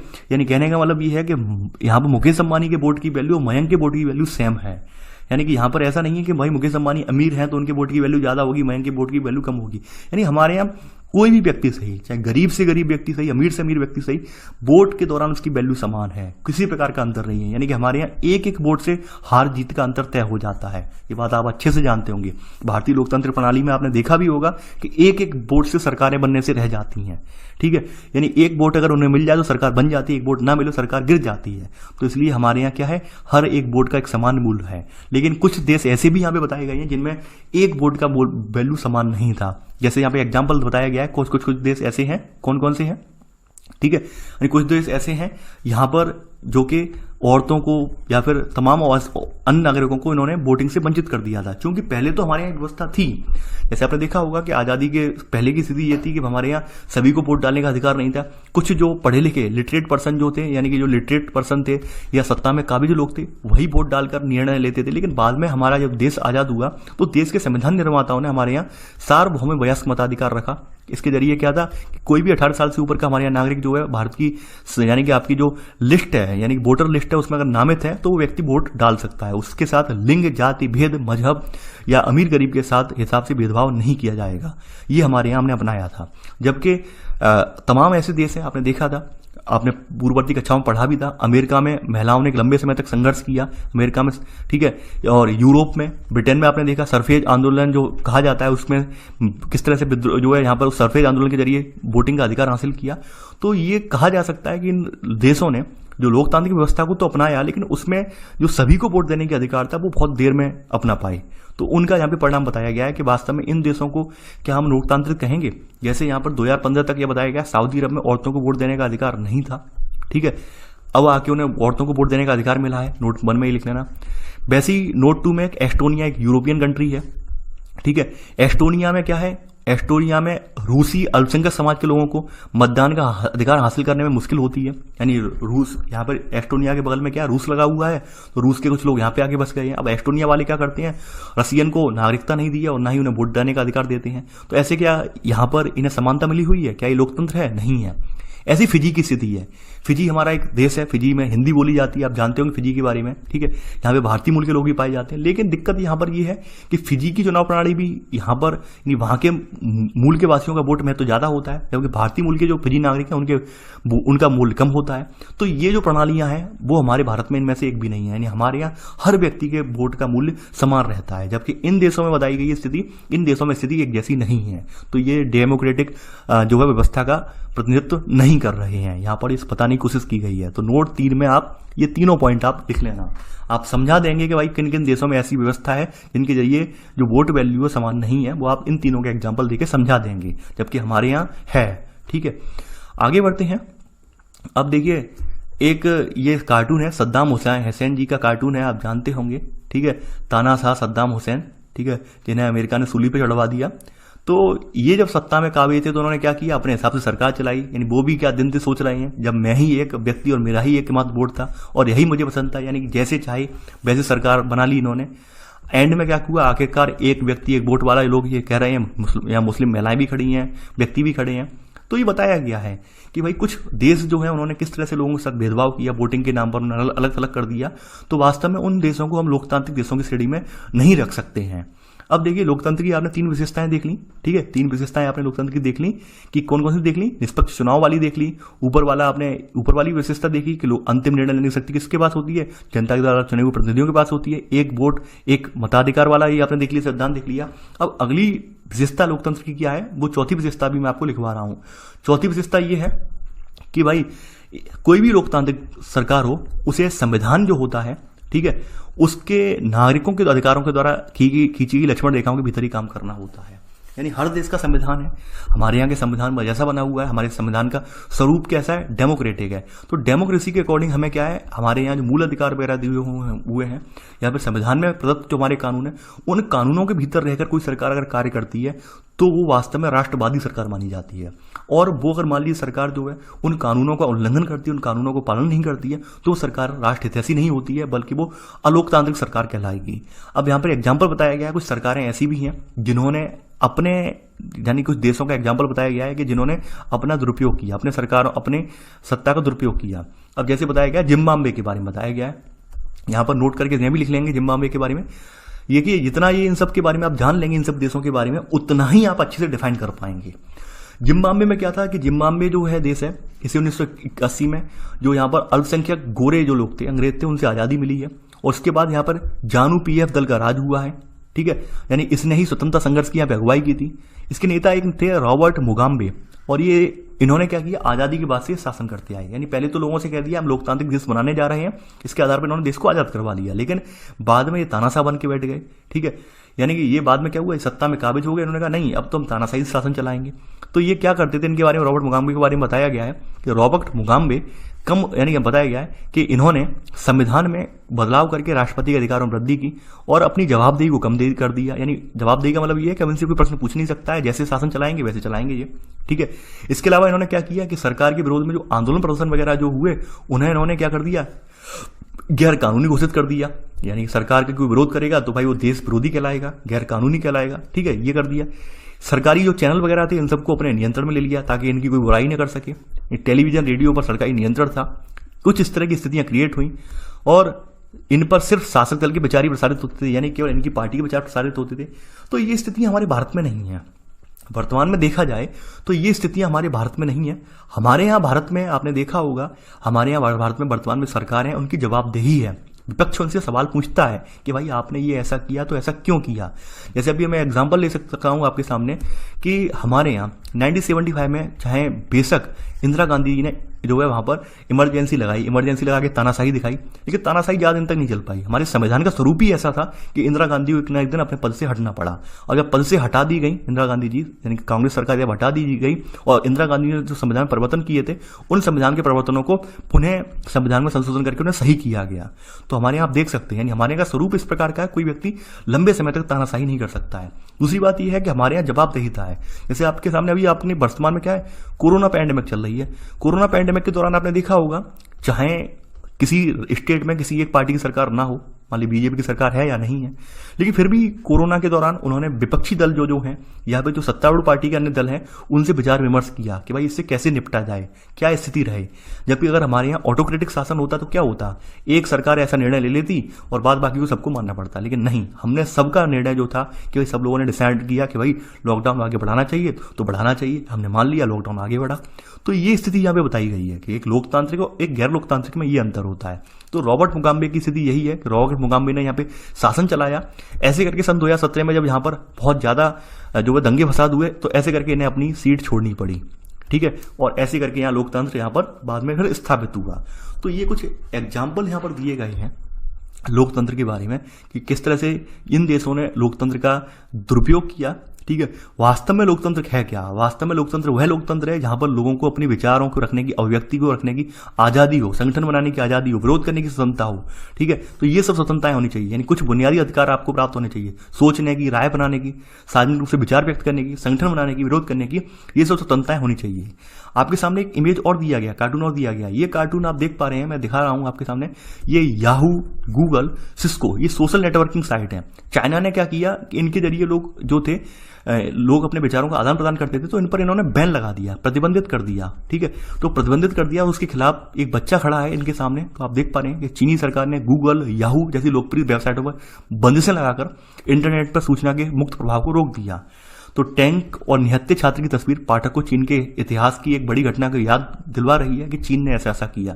तो किसी भी लोकतांत्रिक देश की सबसे बड़ी भूमिका ये है कि वो अपने नागरिकों को बुनियादी अधिकार प्रोवाइड करवाए। बुनियादी अधिकारों में क्या है कि सोचने की क्षमता हो, राय देने की क्षमता हो, यानी सार्वजनिक रूप से विचार व्यक्त करने की क्षमता हो, संगठन बनाने की क्षमता हो। हमारे यहाँ आपको पता होगा संविधान का आर्टिकल 19 ये सारी स्वतंत्रताएं हमें प्राप्त करवाता है। आपको ये पता है, अच्छे से जानते हैं आप। जबकि अन्य देश आप देख पा रहे हैं किस तरह से स्वतंत्रता को हनन कर देते हैं, वो आपके सामने स्थिति बताई गई है। तो आपके सामने लोकतंत्र की विशेषता में 4 परिभाषाएं दी गई, और 4 परिभाषाओं पर मैं समझता हूं आप बड़े आराम से 3 से 4 हजार लेटर बड़े आराम से लिख पाएंगे। यानी एक निबंध अगर आपको लिखने को दे दिया जाए तो बड़े आराम से आप निबंध लिख पाएंगे, समझा पाएंगे यहाँ पर। ठीक है, तो यहाँ पर वही चीज समझाने की गई है, परिभाषाओं का सारांश। ठीक है, यानी आपके सामने परिभाषाएं 4 दी गई, उनका सारांश का मतलब यही है कि जो आपने पॉइंट लिखे हैं वो पॉइंट यहाँ पर दोहराए गए हैं कि लोगों के द्वारा चुने गए शासक ही सारे प्रमुख फैसले लेते हैं, ये आपने देख लिया। चुनाव लोगों के लिए निष्पक्ष अवसर, ये पॉइंट भी आपने लिख लिया। ठीक है, और मौजूदा शासकों को बदलने की शक्ति है, यानी मान लेते हैं कोई सरकार जिससे अभी आप सहमत नहीं है, आप बदल सकते हैं, आपके सामने विकल्प है। ठीक है, अब जैसे अभी क्या हुआ कि कोरोना पैंडेमिक के दौरान आपने देखा होगा तमाम राज्य सरकारों ने अपनी उदासीनता दिखाई, श्रमिकों को निकालने में उन्होंने कोई दिलचस्पी नहीं दिखाई। तो क्या आपको लगता है आने वाले चुनाव पर असर पड़ेगा? वो सरकारें चेंज हो जाएंगी, श्रमिकों का, जो मजदूर संगठनों का अगर रवैया चेंज हुआ तो वाकई में सरकारें गिर जाएंगी, ये हकीकत है यहाँ पर। ठीक है, तो यहाँ पर गिर जाएंगी सरकारें, और यहाँ पर है यह विकल्प और अवसर सभी लोगों को समान रूप से उपलब्ध हो, यानी कि वोट देने का अधिकार हमारे यहाँ समान रूप से उपलब्ध है। इसके अलावा हमारे यहाँ कोई भी सरकार जो संविधान के द्वारा बनाए हुए बुनियादी कानूनों और नागरिकों के अधिकारों को दायरे में काम करती है, इससे बाहर नहीं जाती है। तो सबसे बड़ी लोकतंत्र की विशेषता यही है, 4 पॉइंट है जो आपने लिखे हैं। और देखिए बाद बाकी जो पीछे की जो मैंने लिखवाई है नोट करके, वो इसलिए लिखवाई है ताकि आप बता सकें कि हमारे यहाँ व्यवस्था तो ये है और फलाने देश में ये व्यवस्था है। आप कंपैरिजन करके, यानी अगर आप भारत का कंपैरिजन करके बताया जाएगा, आपसे एक विवेचना अगर करवाई जाएगी, मान लीजिए कि आपको वहां पे बताया गया भारत में लोकतांत्रिक व्यवस्था किस प्रकार से कारगर है, तो आप वहां बता पाएंगे, आप कंपैरिजन करके बता पाएंगे भारत में ये स्थिति है जबकि अन्य देशों ने ये रवैया अपनाया इसके प्रति, जबकि भारत में ऐसा नहीं अपनाया। आप एक एक आर्टिकल को डिफाइन करेंगे कि संविधान के फलाने आर्टिकल में ये बात कही गई है, संविधान के फलाने आर्टिकल में ये बात दोहराई गई है, तो इस हकीकत बात यह है कि आपका आंसर बहुत ही प्रभावी लिखा जाएगा। समझे? देखिए ये सब पॉइंट लिखवाने का प्रयोजन मेरा यही था कि ताकि आप मेंस में जो लिखने में दिक्कत हो रही थी वो मेंस में लिखने में दिक्कत ना हो। अब देखिए यहाँ पर कुछ स्थितियां बताई गई हैं कि लोकतंत्र के कामकाज या उसकी अनुपस्थिति में ये 5 उदाहरण दिए गए हैं। तो इन 5 उदाहरणों का मेल लोकतंत्र की कौन कौन सी विशेषताओं से होता है, यानी यहाँ पे बताया गया है कि लोकतंत्र की हनन के दौरान ये 5 उदाहरण दिए गए हैं और इनका मेल कौन कौन सी विशेषताओं से हो रहा है। जैसे यहाँ पे बताया गया, पहला उदाहरण है कि भूटान देश ने घोषणा की है कि आगे से वे चुने हुए प्रतिनिधियों के द्वारा इनके द्वारा दी गई सलाह पर काम करेंगे। इसका मतलब क्या है कि चुने हुए नेताओं द्वारा वो प्रमुख फैसले करना। ठीक है, यानी आपकी पहली विशेषता ये है। जैसे भारत से अनेक तमिल मजदूर श्रीलंका में वोट डालने का अधिकार नहीं दिया गया है, श्रीलंका में पहुंच गए हैं, तो ये क्या है, ये आपका एक व्यक्ति और एक मोल वाला वोट है, इसका अपोजिट में जा रहा है। ये नेपाल देश ने यह किया कि राजनीतिक जमावड़ों, प्रदर्शनों और रैलियों पर रोक लगा दी। तो इन्होंने क्या किया, अधिकारों का सम्मान किया ताकि कोई अपने अधिकारों का दुरुपयोग ना करे। ठीक है, वहीं भारत के सर्वोच्च न्यायालय क्या बताया गया कि भारत के सर्वोच्च न्यायालय ने बिहार विधानसभा भंग करने का असंवैधानिक ठहराया। असंवैधानिक ठहराया इसलिए ठहरा दिया क्योंकि हमारे यहाँ कानून का शासन है, कानून ये तय करता है कि कोई चीज सही है या नहीं है। ठीक है, इसलिए हमने यहाँ पे असंवैधानिक ठहराया है। बांग्लादेश की राजनीतिक पार्टियां इस बात में सहमति हुई कि चुनाव के समय किसी पार्टी की सरकार न रहे। तो ये क्या है, ये इस बात का नमूना है स्वतंत्र और निष्पक्ष चुनावी मुकाबला हो। तो ये स्थिति बताई गई है, ये एग्जाम्पल देके स्थिति बताई गई है। सही अर्थों में कहा जाए तो ये मैंने तो मैच कर दिया है, वैसे मैच ही आपके लिए करने को था, आप मैच करते से, आपने जो ऊपर अभी मैंने 4 हेडिंग परिभाषाएं लिखाई उसको देखते हुए उसको पढ़ के आपको मैच करना था, लेकिन मैच मैंने यहाँ पर ये कर दिया है। तो आप समझ गए होंगे कि वास्तव में लोकतंत्र की क्या क्या विशेषताएं होती हैं, किस तरह से लोकतंत्र होना चाहिए। ठीक है, यानी लोकतंत्र क्यों जरूरी है, यानी कि लोकतंत्र, आपने लोकतंत्र की परिभाषाएं क्या, लोकतंत्र की विशेषताएं क्या, ये आपने समझ गए होंगे। देखिए मेंस में अक्सर करके प्रश्न पूछे जाते हैं और वहां पर आप इन प्रश्नों का जितना अच्छे से जवाब दे पाएंगे, जितना अच्छे से आप वहां पर विश्लेषण कर पाएंगे, उतना ही आपका प्रभावी नंबर मिलेंगे। और यकीन मानिए जब प्रभावी नंबर तभी मिलेंगे जब आपने एनसीईआरटी बुक्स पढ़ी होंगी, और आपने अगर एनसीईआरटी नहीं पढ़ी है तो आप वहां पर ये अटेम्प्ट नहीं कर पाएंगे।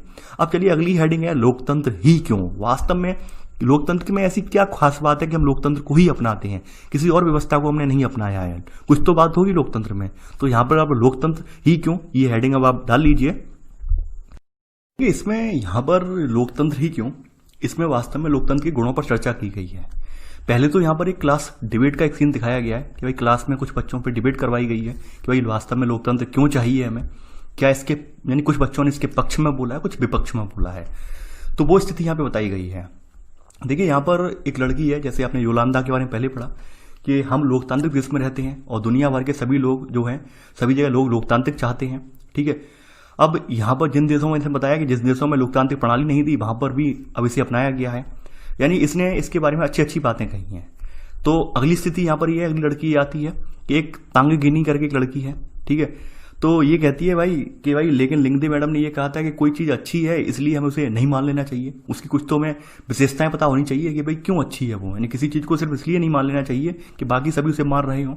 यानी कि जैसे आपने देखा होगा कि हमारे यहाँ इसे हम भेड़ चाल बोलते हैं। अक्सर जो लाइन यहाँ पर लिखी है इसका मतलब ये होना चाहिए, इसका मतलब है भेड़ चाल। जैसे आपने देखा होगा कि हमारे यहाँ बहुत सारे जो वोटर्स होते हैं वो वोट डालने इसलिए चले जाते हैं कि भाई फलानी पार्टी जीत रही है कि हाँ वोट डाला है। उन्हें यही नहीं मालूम है फलानी पार्टी का कैंडिडेट की उसकी क्या वैल्यू है, किस तरह का बिहेव करता है, किस तरह से सत्ता में आ रहा है, कैसा उसका आदर्श है, कैसा उसका नैतिकता दिखाता है। आपको कुछ भी नहीं पता है, आप केवल इसलिए वोट डाला है कि वो फलानी पार्टी जीत रही है। तो ये इसे कहते हैं भेड़ चाल। तो ये स्थिति नहीं होनी चाहिए। तो ये वही लड़की दोहरा रही है कि भाई हम किसी भी चीज़ को इसलिए नहीं मान लेना चाहिए हमें कि वो बाकी सभी उसे मान रहे हैं, लेकिन हमें कुछ तो देखना चाहिए, कुछ तो विशेषताएं हों कि भाई क्यों मान रहे हैं इसे। तो यहाँ पर जैनी नाम की लड़की कहती है हाँ ये गलत रास्ता ही है, ठीक है। यानी हमें ये भी सोचना चाहिए लोकतंत्र हमारे देश को क्यों दिया गया। रवियांग जो मेघालय का लड़का है ये लगता है, अगला मुद्दा ये रखता है कि भाई यहाँ लोकतंत्र के कारण गरीबी है या फिर लोकतंत्र होने के बावजूद भी गरीबी है। यानी कहने का मतलब ये भाई लोकतंत्र तो जनता का तंत्र है, भाई जनता का यहाँ पे शासन है, जनता के द्वारा, जनता के लिए और जनता के द्वारा शासन है। तो फिर भाई यहाँ पर हमारे यहाँ जनता का शासन होने के बावजूद भी हमारे यहाँ गरीबी है, तो इसका मतलब क्या हुआ, लोकतंत्र हमारे यहाँ पर अच्छा है ही नहीं, ठीक है। ये रवियांग का विचार है। अब ऐसे करके आगे बढ़ते बढ़ते एक जैनी फिर कहती है कि लोकतंत्र का मतलब क्या हुआ, अराजकता है, अस्थिरता है, भ्रष्टाचार और दिखावा है, देश की परवाह कोई नहीं करता है, राजनेता आपस में लड़ते हैं। एक स्थिति ये भी है। वास्तव में लोकतंत्र आज अगर वर्तमान में देखा जाए तो लोकतंत्र में अराजकता भी होती है, यानी पार्टियां एक दूसरे पर द्वेष विद्वेष की भावनाएं आरोपित करती हैं, अस्थिरता होती है, यानी आपने देखा होगा दल बदल होता रहता है कि फलानी पार्टी की सरकार बन गई, फलानी की पार्टी की सरकार गिर गई, भ्रष्टाचार भी होता है, दिखावा भी होता है। और यहाँ पर सब अपनी अपनी सूझबूझ में लगी रहती हैं। भाई वो फलानी पार्टी सोच रही है कि भाई हमारी सरकार एमपी में बन जाए, फलानी सोच रही है हमारी राजस्थान में बन जाए, यानी कि कोई सोच रहा है महाराष्ट्र में सरकार बन जाए, कोई सोच रहा है पीएम बन जाए। तो सब इसी जो है गठजोड़ में लगे हुए हैं। तो यहाँ पर देश की कोई नहीं सुनने वाला है। तो यहाँ पर लड़की इसका विचार ये भी है। अब एक लड़का ये कहता है पायमोन नाम का, इससे बेटर तो अंग्रेजी हुकूमत वापस लाई जाए। यानी धीरे धीरे करके सब बच्चों अपने अपने मन के विचारों को रखते हैं सामने। अगला एक बच्चा है रोज नाम का, ये कहता है कि ऐसे नेता की जिसे चुनाव की संसद की परवाह ना हो, ठीक है। तो एक ही नेता के पास सारे अधिकार हों जो कि देश को आगे ले जाए, यानी देश को एक मजबूत नेता चाहिए। यानी इसका मानना ये है कि भाई एक डैम, यानी कि एक ऑटोक्रेट, यानी एक तरह से कह सकते हैं डिक्टेटरशिप वाला नेता हो जिसको ना तो चुनाव की टेंशन हो, ना ही संसद की परवाह हो, लेकिन देश की परवाह करे, जैसे हिटलर करता था। तो इसके मायने में इसने सोचा कि हिटलर जैसी व्यवस्था है वो अच्छी है। यानी सब बच्चे जो है अपने अपने विचार रख रहे हैं यहाँ पर। जैसे कि आप सभी के माइंड में विचार आते हैं, सेम वही विचार आपके जो है वो इस चैप्टर में रखे गए हैं। और तभी कोई पीछे से बच्ची की जो रोज की बात है वो चिल्लाए भाई इसको तो तानाशाही कहते हैं कि एक नेता हो, संसद को ना माने, चुनाव की परवाह ना करे, बस देश की परवाह करे जैसे हिटलर करता था, तो इसे तानाशाही कहते हैं, ठीक है। तो वही बात है, एक दोई नाम की व्यक्ति ये है, दोई ये कहता है अगर वह व्यक्ति सत्ता का उपयोग सिर्फ अपने परिवार के लिए करने लगे तो क्या होगा। मान ली तानाशाही व्यक्ति है, हिटलर जैसा व्यक्ति है, और वो केवल अपना अपना स्वार्थ देखने लगे तो भी देश के लिए फायदा नहीं होगा। अब यहाँ पर रोज कहती है मैं सिर्फ ईमानदार, संजीदा, मजबूत नेता की बात कर रही हूँ। तो ऐसे करके बच्चों का ये डिबेट है, एक लंबा डिबेट चलता है। मैडम जो लिंग दो मैडम है वो फिर से आती हैं, कहती हैं मुझे बहुत अच्छा लगा कि आप लोग आपस में हस्तक्षेप कर रहे हैं, डिबेट को कर रहे हैं, किस तरह का हमें नेता चाहिए, किस तरह का लोकतंत्र होना चाहिए। तो वो स्थितियां आप सभी के सामने हैं। देखिए ऐसा नहीं है, हम सबके माइंड में विचार नहीं आते हैं। अक्सर करके मैंने देखा है, मुझे भी इन जो सवाल हैं इन सवालों का सामना करना पड़ता है। एक टीचर के नाते मैं बताऊं आपको सही सही, तो मुझे भी ये सब सवालों का सामना करना पड़ता है। कुछ बच्चे कहते हैं सर ये हुआ, फिर ये क्यों हुआ, ये क्यों हुआ। वास्तव में ये सब चीजें लोकतंत्र में होती भी हैं, यानी कि हम कह सकते हैं। देखिए लोकतंत्र वास्तव में कोई आदर्श लोकतंत्र आज के टाइम में नहीं है, यानी आदर्श लोकतंत्र नहीं है, यानी सब में कुछ ना कुछ कमियां हैं। लेकिन अगर हम यहाँ पर किसी एक व्यवस्था को अगर हम उन्मुख कर दें, जैसे मान लीजिए हम तानाशाही पर उतर आए, तो वो ज्यादा खतरनाक होगी। लोकतंत्र इतना खतरनाक नहीं है जितनी तानाशाही खतरनाक है। तो ये चीज सबसे बड़ी मायने रखती है। यानी लोकतंत्र में कमियां, कितनी भी कमियां सही, लेकिन फिर भी वो राजतंत्र की तुलना में बहुत ज्यादा बेहतर है। और इसके अलावा आपके पास कोई विकल्प भी नहीं है। हकीकत बात यह है, इसलिए हमने लोकतंत्र की प्रणाली को अपनाया हुआ है। यानी हमारे पास विकल्प क्या है भाई, 5 साल बाद आपके पास कैंडिडेट चेंज हो जाता है भाई। मान लीजिए इस साल कोई कैंडिडेट बेकार लग रहा है, आप 5 साल बाद चेंज कर सकते हैं। दूसरी बात यह है, यहाँ पर मानते हैं कितने भी नेता जो हैं वो चुनाव की बात करते हों, संसद की यहाँ पर बात करते हों, या फिर अपने गठजोड़ में लगे रहते हों, लेकिन फिर भी झुकना तो उन्हें जनता जनार्दन के आगे बढ़ता है। बिल्कुल बात सही है। यानी हमारे यहाँ कितना भी नेता कितना भी कुछ कर ले, यानी 5 साल बाद उन्हें जो जनता की पैरी पकड़ने पड़ते हैं। तो इस तरह की यहाँ पे व्यवस्था हमारे यहाँ है। आपने ये सब चीजें देखी भी हैं। तो कहीं ना कहीं लोकतंत्र में बुराइयां भी हैं, लेकिन उसकी अच्छाइयां ज्यादा हैं। बुराइयों से ज्यादा उसकी अच्छाइयां हैं। और वहीं राजतंत्र को अगर देखें तो राजतंत्र अगर मान लीजिए सही व्यक्ति के हाथ में नहीं है, तो पूरी पूरी जनता जो है जीवन भर उस चीज को भोगेगी। जबकि लोकतंत्र में ऐसा नहीं है। लोकतंत्र में केवल और केवल आपके सामने लो 5 साल आपको भोगना पड़ेगा। 5 साल, और 5 साल में भी हद से ज्यादा वो यहाँ पर तानाशाही नहीं चला सकता है, क्योंकि उसे भी संविधान में प्रदत्त नियमों को मानना पड़ेगा। यानी यहाँ पे ऐसा नहीं है हद से ज्यादा तानाशाही चलाए, हद से ज्यादा नहीं चला सकता है। जैसे आप वर्तमान सरकारें देख सकते हैं, वर्तमान सरकारों ने कुछ गलत किया तो पीछे से सुप्रीम कोर्ट ने डंडा खटखटा दिया कि नहीं ये गलत है, आप इसे हटाइए। तो ये चीजें हैं। यानी हमारे यहाँ इस चीज को बैलेंस करने वाली व्यवस्था है।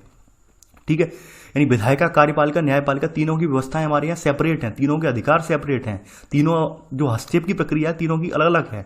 विधायिका की अलग है, कार्यपालिका की अलग है, और न्यायपालिका की अलग है। और इन सब में न्यायपालिका ऐसा नहीं है कभी कभी न्यायपालिका भी हमारे सर्वोपरि हो जाए, ऐसा भी नहीं है। हमने न्यायपालिका को भी बैलेंस में रखा है। तो ये हमारे संविधान की विशेषता है। इसलिए हमारे यहाँ लोकतंत्र जो है इसका महत्व ज्यादा है। अब आप समझ गए होंगे लोकतंत्र का महत्व हमारे यहाँ क्यों है। अब यहाँ पर लोकतंत्र के पक्ष में और खिलाफ में जो पक्ष दिए हैं वो आप यहाँ पर लिख लेना। तो सबसे पहले तो यहाँ पर लोकतंत्र में चर्चा हुई है। लोकतंत्र ही क्यों, लोकतंत्र के यानी कि इसके विपक्ष में तर्क हैं, लोकतंत्र के खिलाफ तर्क कौन कौन से तर्क हैं वो आप लिख लेना। पहला तर्क ये है कि यहाँ पर अस्थिरता पैदा होती है। लोकतंत्र में नेता बदलते रहते हैं, अस्थिरता पैदा होती है। दूसरा तथ्य यहाँ पर ये है, ठीक है, कि यहाँ पर इसका सिर्फ मतलब ये है कि राजनीतिक लड़ाई और सत्ता का खेल, नैतिकता की यहाँ पे कोई जगह नहीं है। ठीक है, इसके अलावा यहाँ पर यानी कि सभी की सहमति होना आवश्यक है। लोकतांत्रिक व्यवस्था में बहुत सारे लोगों की बहस और चर्चा करनी पड़ती है, फैसले में देरी होती है। इसके अलावा यहाँ पर चुने हुए नेता जो होते हैं, बहुत सारे नेता जो होते हैं अयोग्य कैटेगरी के टाइप के होते हैं, अयोग्य होते हैं, तो उन्हें लोगों के हितों का पता ही नहीं होता है। ऐसे करके शासन व्यवस्था बिगड़ती है। अगली यहाँ पे पांचवी बात बताई गई है कि चुनावी लड़ाई महत्वपूर्ण खर्चीली होती है, भ्रष्टाचार भी होता है। अब इसके अलावा यहाँ पे बताया गया सामान्य लोगों को नहीं पता होता है लोकतंत्र में कि भाई उन्हें किस चीज का फैसला करना चाहिए, नहीं करना चाहिए। यानी ये बुराइयां बताई गई हैं, लोकतंत्र की अच्छाइयां नहीं बताई गई हैं। ये फोकस किया गया बुराइयों पर। और बुराइयां मैंने क्यों लिखवाई हैं, ये अगर आप यूपीएससी मेंस का अगर आप पेपर उठा के देखें तो वहां पर लाभ और हानि लोकतंत्र की दोनों चीजें आपको लिखनी पड़ती हैं। ठीक है मेरे बंधु, अगर आप पेपर यूपीएससी की साइट से आप डाउनलोड करें तो आप वहां पे पाएंगे कि जब लोकतंत्र का अर्थ वहां पे पूछा गया तो वहां पे लाभ या हानि दोनों पूछी जाती हैं कि भाई लोकतंत्र के लाभ क्या है, लोकतंत्र की विशेषताएं क्या है। तो आपको पक्ष में तर्क देने पड़ेंगे, भाई लोकतंत्र की ये विशेषताएं, लोकतंत्र की हानियां क्या है। तो हानियों में आपको ये बताना पड़ेगा कि भाई अस्थिरता बनी रहती है, राजनीतिक लड़ाई होती है, यहाँ पर लोग अपने फायदे के लिए आते हैं। इसके अलावा जो फैसले होते हैं उनमें सबकी सहमति आवश्यक होती है, तो देरी होती है काफी सारे मामलों में। ठीक है, जैसे आपने देखे होंगे बहुत सारे मामले बहुत सालों तक पेंडिंग पड़े रहे। जैसे आपने जम्मू एंड कश्मीर का था, जम्मू एंड कश्मीर में क्या था, काफी सालों तक सहमति नहीं बन पाई क्योंकि कोई पार्टी इतनी ज्यादा सत्ता में मजबूत तरीके से नहीं आ पाई जो कि जम्मू एंड कश्मीर पर इसका मसले को निपटा सके। वर्तमान में जब बीजेपी सरकार पूरी मजबूती के साथ आई तो जम्मू कश्मीर वाला मैटर सॉल्व हो पाया। और सॉल्व होने में भी आप देख पा रहे होंगे लगभग कितना लंबा समय लग गया। यानी पूरा आजादी के बाद के समय से पूरा डिस्प्यूट चला आ रहा था और लगभग 70 साल बाद, 72 साल बाद डिस्प्यूट खत्म हो पाया। तो ये कहीं ना कहीं जो मुद्दे होते हैं इसमें फैसलों में देरी भी होती है। ठीक है, अगली स्थिति ये है कि तमाम नेता ऐसे होते हैं जो अपने लाभ के लिए पहुंच जाते हैं सत्ता में, उन्हें लोगों का हित ही नहीं पता कि लोगों के क्या अधिकार हैं, लोगों को किस तरह से लोगों की बात को में रखना है संसद में, वो जानते ही नहीं है। तो ये भी इससे लोकतंत्र को हानि होती है। अगली स्थिति बताई गई है भाई खर्चीली प्रक्रिया। खर्चीली प्रक्रिया ये हर 5 साल बाद लोग अपने गठजोड़ में लगे होते हैं, किस तरह से प्रचार करना है, क्या क्या हमें लाभ देना है लोगों को। तो ऐसे करके भ्रष्टाचार करती हैं कि भाई शराब के दम पे वोट खरीदना है, नोट के दम पे वोट खरीदना है। तो ये सब चीजें भी होती हैं। इसके अलावा लोगों को ये नहीं पता है कि भाई हमें किस चीज का फैसला करना है। यानी काफी बार क्या होता है, आपने देखा होगा कि भाई वोट डालने गए, रास्ते में किसी ने कह दिया भाई फलानी पार्टी का व्यक्ति बहुत बढ़िया है, उसके फेवर में 1000 वोट पड़ेगा और वो जीत गया। तो आप लोग क्या करते हैं, उसके फेवर में 1000 वोट न भी पड़े हो तो आप वोट डाला आते हैं, केवल इसलिए वोट डाला आते हैं कि भाई वो जीत रहा है। यानी हम लोग यही तो सोचते हैं कि अपना वोट खराब ना करें, जीतने वाले को वोट दें। यानी मैंने लगभग ज्यादातर लोगों का सर्वे किया है तो ज्यादातर लोगों के माइंड में एक ही बात चलती है कि वोट किसे देना है, जीतने वाले को देना है। भाई जीतेगा तो तब जब आप वोट दोगे कि सही कैंडिडेट को। आप तो बस एक ही चीज आपके माइंड में बन गई माइंडसेट कि जीतने वाले को वोट देना है। जीतने वाले को वोट देने से काम नहीं चलेगा लोकतंत्र में। सही आदमी को वोट देना है। सही आदमी को अगर आप जब वोट देंगे और सही आदमी अब चुनकर आएगा तभी वो आपकी हितों की रक्षा कर पाएगा। और केवल जीतने वाले को वोट देंगे तो हो सकता है जीतने वाला दम्भी हो, जीतने वाला चोर मक्कार हो। तो ऐसे में फिर आपका लोकतंत्र बचेगा नहीं, आपको हितों की रक्षा नहीं हो पाएगी और लोग इस चीज को सोच नहीं पाते हैं। तो वही बात बताइए, सामान्य लोगों को किसी चीज का फैसला नहीं करना चाहिए। सामान्य लोगों को पता ही नहीं होता है कि क्या अच्छा है क्या बुरा है और वो फैसले ही नहीं कर पा रहे हैं कि भाई क्या करना है क्या नहीं करना है। तो ये इसकी बुराइयां बताई गई हैं, यानी विपक्ष में तर्क बताए गए हैं, तो आप वो लिख लीजिए। ठीक है, आगे बढ़ते हैं यहां पर। ठीक है, अब यहां पर वही एग्जाम्पल दिया गया कि निश्चित रूप से लोकतंत्र जादू की छड़ी तो नहीं है जो आपने पॉइंट देखे। यानी कि आपने ये भी देखा दुनिया के बहुत सारे देशों में लोकतंत्र है फिर भी वहां पर गरीबी नहीं मिटाई गई है। यानी कि यहां पर इस बात की गारंटी नहीं हो जाती कि उनके सभी फैसले अच्छे ही होंगे। यानी बहुत सारे लोकतंत्र के फैसले ऐसे होते हैं गलत भी होते हैं, जैसे आपने अपने भारत में भी देखते होंगे। यानी कई बार क्या होते हैं, अपने यहाँ बहुत सारे गलत फैसले ले लिए जाते हैं। जैसे आपने देखा था कि भाई 1995 की इमरजेंसी का सबसे उत्कृष्ट नमूना है, एग्जाम्पल है। यानी कि कभी कभी जल्दबाजी में गलत फैसले भी ले लिए जाते हैं। इसके अलावा यहाँ पर लोकतंत्र में जल्दी जल्दी नेतृत्व परिवर्तन होता है। नेतृत्व परिवर्तन ये है कि भाई सरकार कुछ अच्छा करने की कोशिश कर रही है, तब तक क्या होता है कि भाई सरकार चेंज कर दी जाती है, कुछ अच्छा हो ही नहीं पाता है। इससे यहाँ पे कार्यकुशलता पर भी असर पड़ रहा है। आप देख पा रहे हैं कार्यकुशलता का मतलब ये है कि सरकार ने कोशिश की कि भाई भारत में ये विजन को अचीव करना है, तब तक लोगों ने क्या किया कि अपने स्वार्थ के लिए सरकार चेंज कर दी। तो कहीं ना कहीं अस्थिरता का माहौल भी रहता है, लेकिन फिर भी लोकतंत्र यहाँ पर स्थायी माना गया है। यानी कि फिर भी यहाँ पर वही बात कही गई है कि हम लोकतंत्र को जो रूप देखते हैं सरकार का आधा स्वरूप नहीं हो सकता है, लेकिन पक्ष में तर्क वाले कहते हैं कि फिर भी लोकतंत्र ही बेटर है। ये तो विपक्ष वाले तर्क थे कि विपक्ष में यही बताया गया कि लोकतंत्र आदर्श नहीं है। अब पक्ष में तर्क क्या है? पक्ष में तर्क के लिए यहाँ पर इन्होंने कहानी स्टार्ट की है। 1958-61 में अकाल पड़ा था और ये अकाल चाइना में और भारत में भी पड़ा था। चूंकि भारत में उस समय आपको पता होगा 15 अगस्त 1947 को देश आजाद हो गया। अब देश आजाद होने के बाद हमारे यहाँ क्या था, हमारे यहाँ जो है स्वतंत्रता की यानी आजाद होने के बाद क्या था, हमारे यहाँ लोकतांत्रिक व्यवस्था स्थापित हुई। और लोकतांत्रिक व्यवस्था में पहले प्रधानमंत्री कौन थे? जवाहरलाल नेहरू थे। और पहली पंचवर्षीय योजना भी जो हमारे यहाँ रखी गई थी उसका टारगेट भी यही था। ठीक है, यानी पहली पंचवर्षीय योजना का टारगेट ये था कि हमारे यहाँ खाद्यान्न की आपूर्ति सुनिश्चित करनी है, खाद्यान्नों में आत्मनिर्भर बनना है। ठीक है, ये बात आप जानते हैं।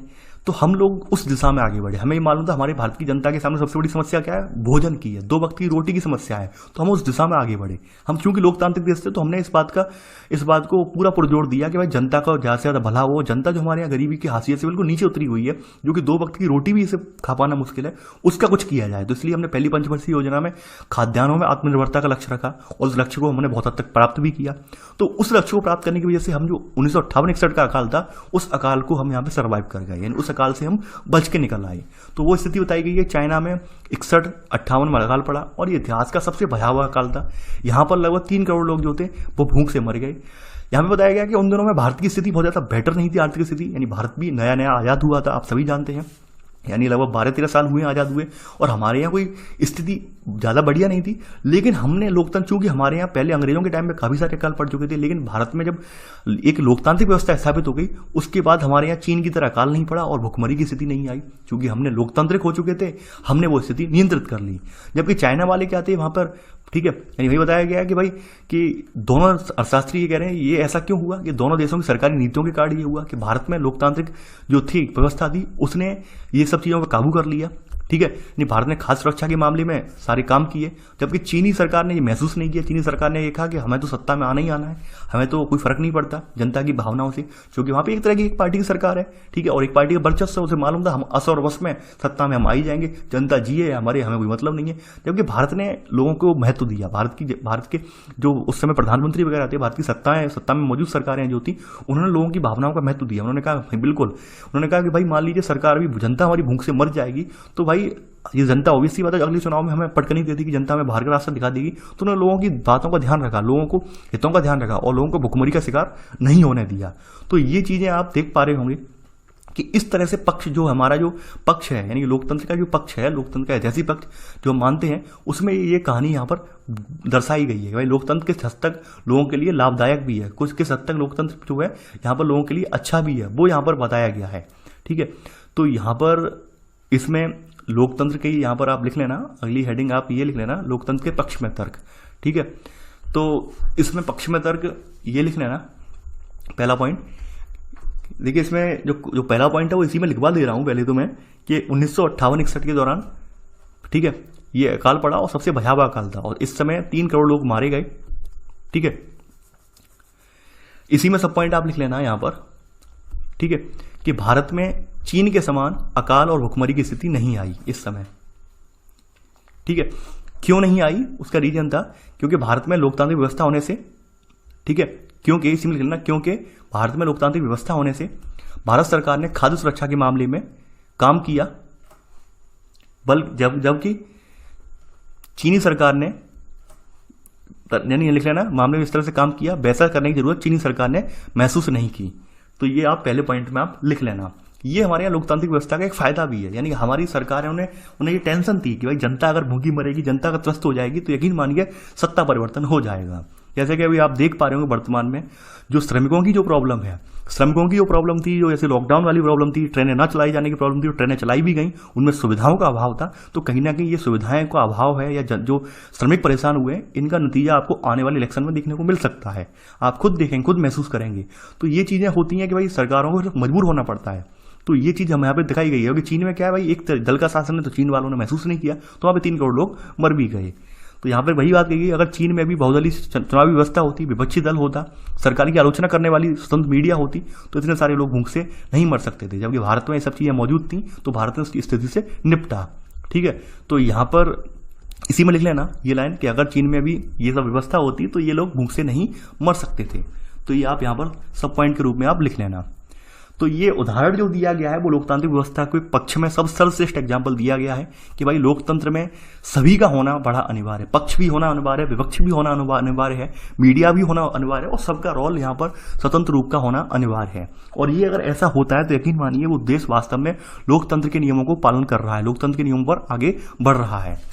अब यहाँ पर कहानी के रूप में बताया गया है, ठीक है, यानी कि यहाँ पर क्या है, यहाँ पे सेकंड पॉइंट यही है कि लोकतांत्रिक शासन पद्धति दूसरों से बेहतर है क्योंकि यह शासन का अधिक जवाबदेही वाला प्रारूप है। यानी कहने का मतलब यह है कि आपको जवाब देना पड़ता है।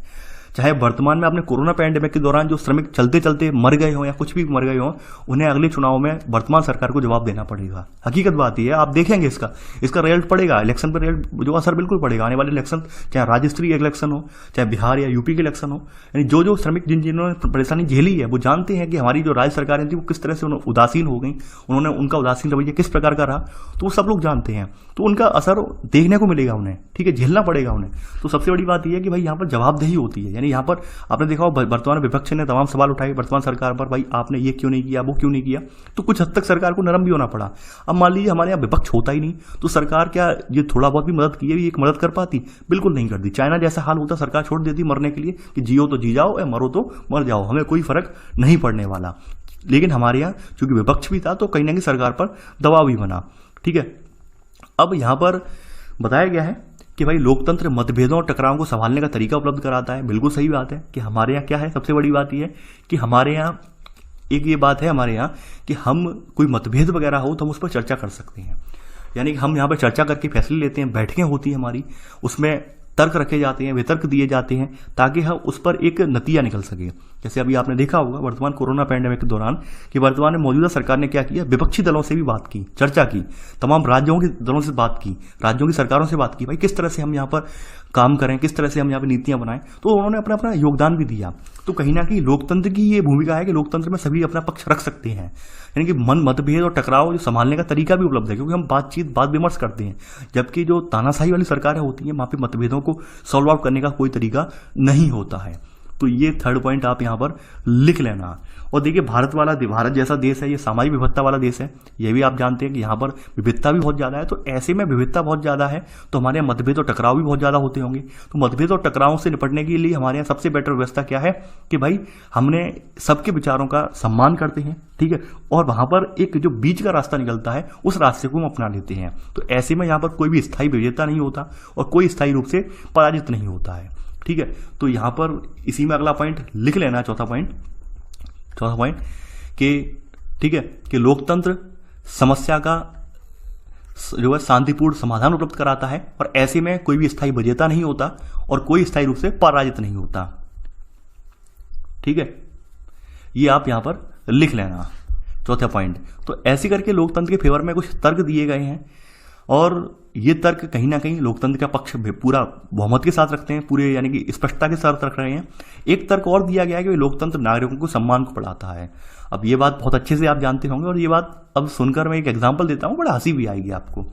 देखिए मैंने कुछ ऐसे लोग देखे हैं अपने आसपास, अपने कस्बे में, होम टाउन में, गाँव ग्रामीण परिवेश में, कि खास करके लोकतंत्र जब चुनाव का माहौल आता है तो आप लोग जानते हैं कि नेता तो पैरों पर गिर जाते हैं। कुछ लोग उस बात का बड़ा फायदा उठाते हैं, वो पहले से पैर कर लेते हैं ताकि नेता आए सीधे सीधे पैरों में गिर जाएं। तो कहीं ना कहीं लोकतंत्र में नागरिकों का सम्मान तो बढ़ता ही है, यानी कुछ सही, चाहे वो 2-4 महीने के लिए सम्मान हो, सम्मान तो करवा ही लेते हैं, या सम्मान कहो या नेताओं का लालच कहो, लेकिन नाक तो रगड़वा ही देते हैं। तो वो हकीकत बात है कि लोकतंत्र में जो है नागरिकों का सम्मान भी बढ़ाता है लोकतंत्र, ठीक है। यानी कि यहाँ पर सबसे गरीब अनपढ़ हो उसके आगे भी नेता को हाथ जोड़ना पड़ता है, क्योंकि एक वोट अगर कम पड़ गया और एक वोट से सरकार यानी एक वोट से बंदा रह गया तो वो हार ही मानी जाएगी, उसकी जीत तो नहीं मानी जाएगी। तो यहाँ पर सभी को बराबर हक है, सबसे बड़ी बात यह है। 5वां पॉइंट यही है, लोकतंत्र नागरिकों का सम्मान बढ़ाता है, ठीक है। और ये समानता के सिद्धांत पर है, यहाँ पर सबसे ठीक है गरीब और अनपढ़ को भी वही दर्जा प्राप्त है जो अमीर और पढ़े लिखों को है। ये 5वां पॉइंट आप नोट कर लेना पक्ष में। आगे बढ़ते हैं। अब देखिए यहाँ पर अगला यहाँ पे पक्ष बताया गया है, पक्ष में आखिरी तक ये है, 6वां तक ये है कि लोकतांत्रिक व्यवस्था में सबसे बेहतर ये है कि हमें अपनी गलती ठीक करने का अवसर भी मिलता है। यानी कि गलती ठीक करने का अवसर ये है कि आपको पता है राज्यों में राज्य विधानसभाएं हैं, संसद है आपके पास, ठीक है। यानी आप किसी चीज पर, किसी मुद्दे पर वहां पर आप वहां पर विचार विमर्श कर सकते हैं। अगर उसमें कुछ गलतियां हुई हैं तो हम उसमें संशोधन भी कर सकते हैं, जबकि तानाशाही में ये सब पॉसिबल नहीं है, ठीक है। तानाशाही में क्या होता है, एक तानाशाह ने डिसीजन ले लिया कि ये होना चाहिए तो ये होगा, आपको मानना है। जबकि लोकतंत्र में क्या है, हम विचार विमर्श करते हैं, कुछ चीजें गलत हैं तो उस गलतियों को सुधारते भी हैं, अपनी गलतियों को ठीक भी करते हैं, उन्हें अवसर भी मिलता है। लेकिन यहाँ पर ये सब चीजें नहीं है, ठीक है। यानी किसमें नहीं है, तानाशाही वाली व्यवस्था में ये सब चीजें नहीं है, ठीक है। ये वही सब चीजें यहाँ पर बताई गई हैं। तो 6 तर्क आपने इसमें, 6 तर्क का मतलब ये 5 तर्क है मेन रूप से। पहला तर्क नहीं है, पहली तो कहानी थी, कहानी का मतलब ये पहली स्थिति बताई गई थी, तो वो मैंने यहाँ पहले पॉइंट के रूप में लिखवा दी है, वैसे तो नोट करके लिखवानी थी। तो 5 तर्क आपके पक्ष में है, जो कि आप प्रबल रूप से इन तर्कों के जरिए बड़े आराम से एग्जाम में आप लिख पाएंगे कि जवाबदेही है लोकतंत्र में। यानी कि इनमें बड़ा शॉर्ट तरीके से आप जैसे याद कैसे करना है मैं बता दे रहा हूँ। याद ऐसे करना है जैसे यहाँ पे ये आप मान लेते हैं पहला पॉइंट है, तो यह लिखे ना, लोकतंत्र में जवाबदेही है। जवाबदेही का मतलब ये है कि वर्तमान सत्तारूढ़ पार्टी है, उसे जवाब देना पड़ता है किसी भी काम के लिए। दूसरी स्थिति यहाँ बता देना है भाई कि भाई यहाँ पर स्थिति ये है कि मतभेद टकराव को संभालने के लिए हम, ठीक है, तरीका उपलब्ध है कि भाई कोई मतभेद या टकराव होता है तो उसके लिए हमने एक तरीका बता दिया है कि संवैधानिक पूरा कानून के तौर पर तरीका है कि भाई मतभेद नहीं होगा, टकराव नहीं होगा, ठीक है। दूसरी बात यह है कि भाई मध्यस्थता का रास्ता निकलता है, ना ही यहाँ पर कोई विजेता होता है, ना ही कोई यहाँ पर हारता है। तीसरा पॉइंट आपका ये है। चौथा पॉइंट यहाँ पर ये मान लेते हैं, 5वां पॉइंट जो है, चौथा पॉइंट ही आपका वर्तमान में कि नागरिकों का सम्मान भी होता है, चाहे वो गरीब हो, चाहे या तो मुकेश अंबानी हो या मयंक हो, तो दोनों का यहाँ पे हैसियत बराबर है चुनाव प्रणाली में। ऐसा नहीं है कि मुकेश अंबानी की हैसियत ज्यादा है वोट डालने में और मेरी कम है, बराबर है यहाँ पर। तो वही यहाँ पर स्थिति बताई गई है। अगली स्थिति बताई गई है कि भाई हमारी गलती अगर लोकतंत्र में हो जाती है तो उसे सुधारने का मौका भी मिलता है। तो ये लोकतंत्र की विशेषताओं के बारे में 5 तथ्य रखे हैं, बिल्कुल सटीक तथ्य बताए गए हैं, ठीक है। अब देखिए अगला एक कार्टून आपके सामने यहाँ पर आया हुआ है।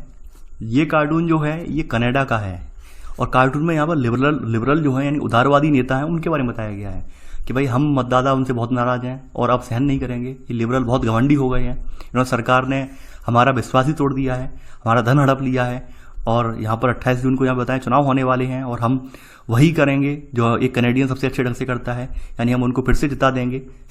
यानी ये कार्टून यहाँ पर बनाया गया है लिबरल के बारे में। तो ऐसे करके कार्टून है ये क्या उदारवादी नेताओं का। अब देखिए सबसे इंपॉर्टेंट बात यह है कि लोकतंत्र में है क्या। लोकतंत्र में सबसे इंपॉर्टेंट बात यह है कि कोई भी लोकतांत्रिक देश अगर पूरी तरह से होता है तो वो कभी युद्ध के लिए उन्मुख नहीं होता है, चाहे वो भारत हो या कोई भी अच्छा खासा लोकतांत्रिक देश हो, क्योंकि सब में क्या है जनता जनार्दन की सहमति देखी जाती है और ये देखा जाता है कि लोगों का अहित ना हो। तो यहाँ पे सबसे बड़ी बात वही लिखी है कि किसी भी लोकतांत्रिक देश ने दूसरे लोकतांत्रिक देश के साथ कभी लड़ाई नहीं लड़ी है, लड़ाई नहीं छिड़ी है। जबकि तानाशाही वाले देशों में आप देखेंगे अक्सर आपस में सेनाएं आमने सामने खड़ी रहती हैं। जैसे नॉर्थ कोरिया साउथ कोरिया का देख लीजिए, नॉर्थ कोरिया में क्या तानाशाही है, साउथ कोरिया में क्या लोकतंत्र है। तो नॉर्थ कोरिया वाले हर बार कह देते हैं हम तो युद्ध लड़ेंगे, हम ये करेंगे, जबकि साउथ कोरिया वाले कहते हैं कभी नहीं कहते हैं। वही यहाँ पर बताई गई है कि लोकतांत्रिक देश ने कभी किसी से लड़ाई नहीं छिड़ी है।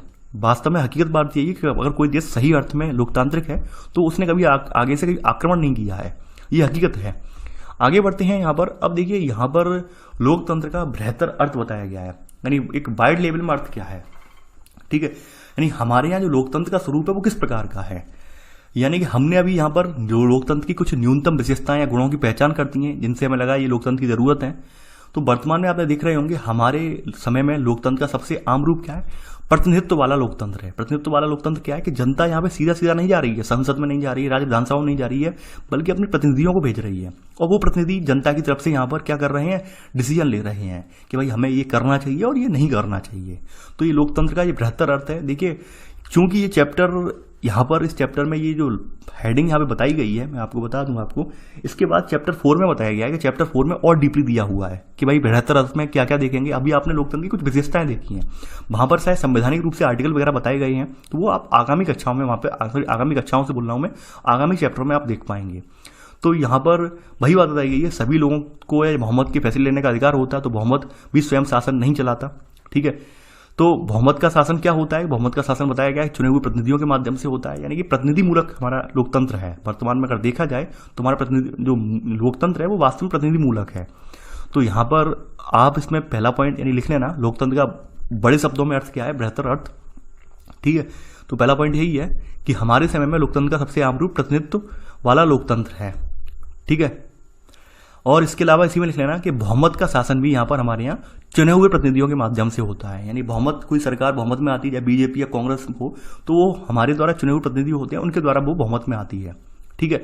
और ये जरूरी क्यों हो जाता है, जरूरी इसलिए हो जाता है, वही अर्थ बताया गया है कि आधुनिक लोकतांत्रिक शासन व्यवस्था में बहुत ज्यादा लोग होते हैं और हर बात के लिए सबको साथ में बैठाकर हम सामूहिक रूप से फैसला नहीं ले सकते, इसलिए अपने प्रतिनिधियों का चुनाव करते हैं, प्रतिनिधि हम भेजे जाते हैं ताकि मान लीजिए 10 लाख की जनता पर एक प्रतिनिधि है, तो 10 लाख की जनता वाला एक प्रतिनिधि जो है अपनी 10 लाख की जनता की तरफ से यहाँ पर इनका जो है जो इनकी बात को रख सके, इनकी बात को यहाँ पे आगे बढ़ा सके, इनका जो फैसला ले सके।